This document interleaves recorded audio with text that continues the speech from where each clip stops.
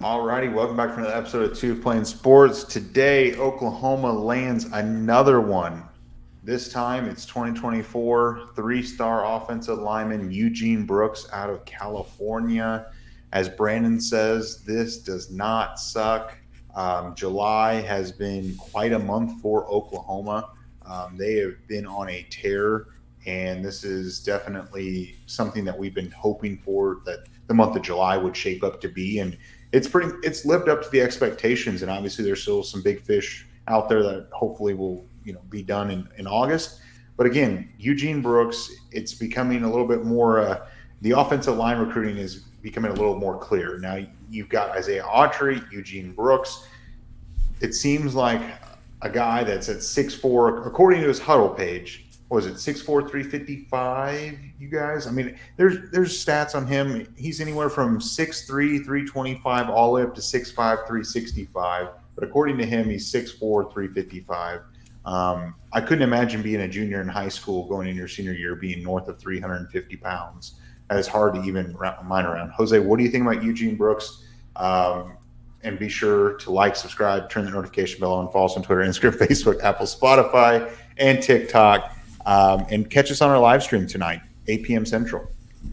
Go ahead, Jose. Yeah. So Eugene Brooks, very talented guy. He is a mammoth of a human being. I think that's exactly the words that were used by 24/7 when you look up his profile. This offensive line recruiting cycle hasn't been amazing. I mean, there's still Grant Bree out there that could be, if you're looking at ratings, a bright spot for Oklahoma when it comes to offensive line recruiting. But you're right now, like you mentioned, that you have Isaiah Autry, you added Eugene today. It seems like Oklahoma's going to be in a position that they're going to be maybe in 2 or 3 years, maybe a little bit struggling with having younger depth behind more tenured guys. Last cycle with the offensive line, you saw a lot of offensive tackles. This year, it seems like, if I remember correctly, I'm pretty sure Isaiah is also an interior offensive line guy. Eugene's interior offensive line. So they are addressing something that could be a need down the line, and probably will be a need down the line, especially when it comes to recruiting out of the high school ranks. It's going to be interesting how that does shape up, because how the transfer portal seems to be OU's best friend right now when it comes to the offensive line. Are they going to just continue to hit the transfer portal hard for offensive linemen year in and year out?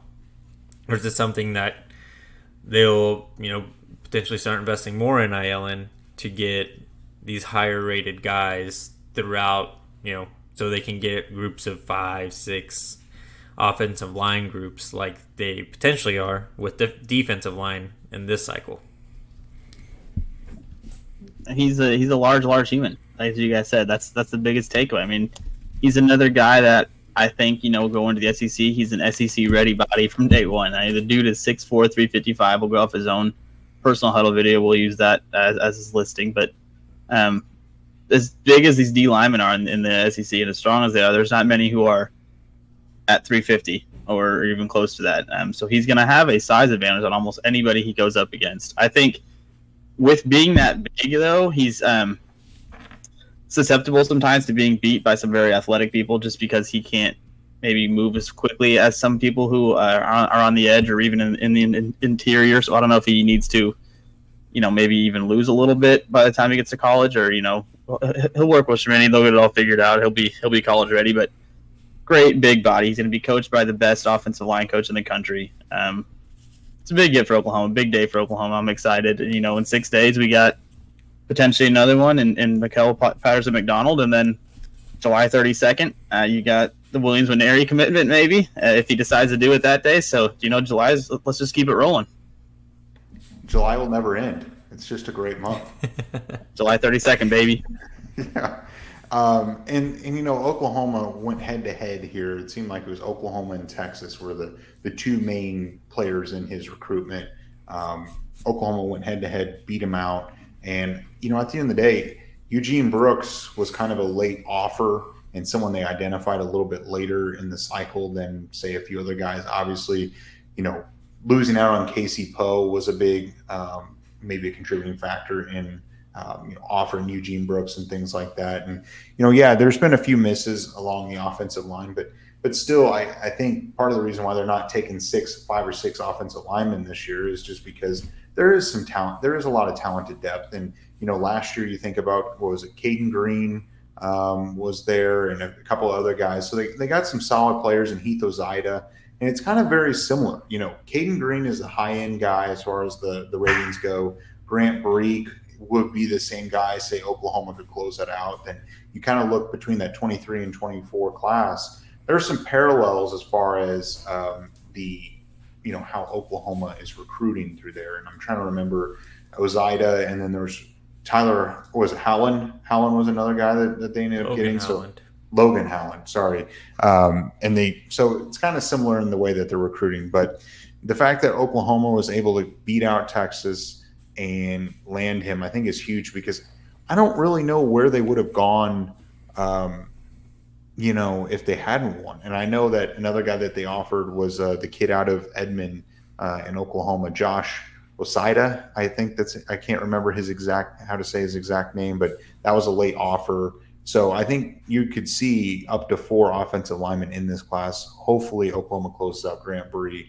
That'd be kind of the cherry on top in this offensive recruiting. But, being at 6'4", 355 or 345, whatever he ends up being, that's a huge guard, and someone that he's got the size. It's just, can you fully develop him?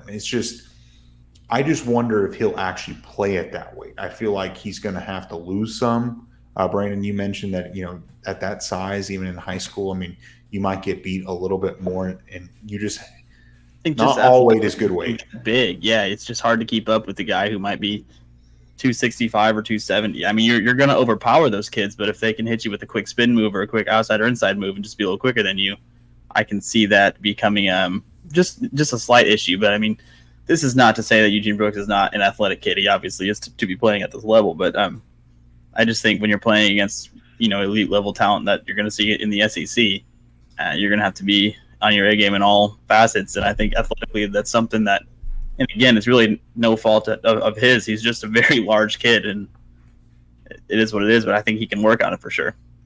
Yeah, he's probably going to be a guy that won't really contribute or have the opportunity to play a lot until year 2, possibly even year 3. Because I do agree, and we kind of talked about it before we started, you might have to lose a little bit of that weight when he gets to campus and then rebuild back up and make it muscle. Because when you watch that huddle tape that we grabbed his measurements from, he is just significantly bigger than everyone that he's playing against. I'm sure he has good technique, but once you get to the college level, everyone's going to be just as big, maybe stronger, a little quicker. Like he's going to need to work on not just being larger than everyone, but being able to actually work and beat them. The kids at the college level are no doubt going to be better than the kids he's going up against high school and more athletic and stronger and all that stuff. But I think no matter how long he plays football, you're going to be hard pressed to find a guy bigger than him. I think he's always going to have that size advantage that he's probably grown accustomed to playing with. I think he'll have that throughout his career because there's not very many DTs who are pushing 350 that I can think of. Not wrong. No, that's definitely not wrong. And the fact that Oklahoma went head-to-head against Texas, beat them out.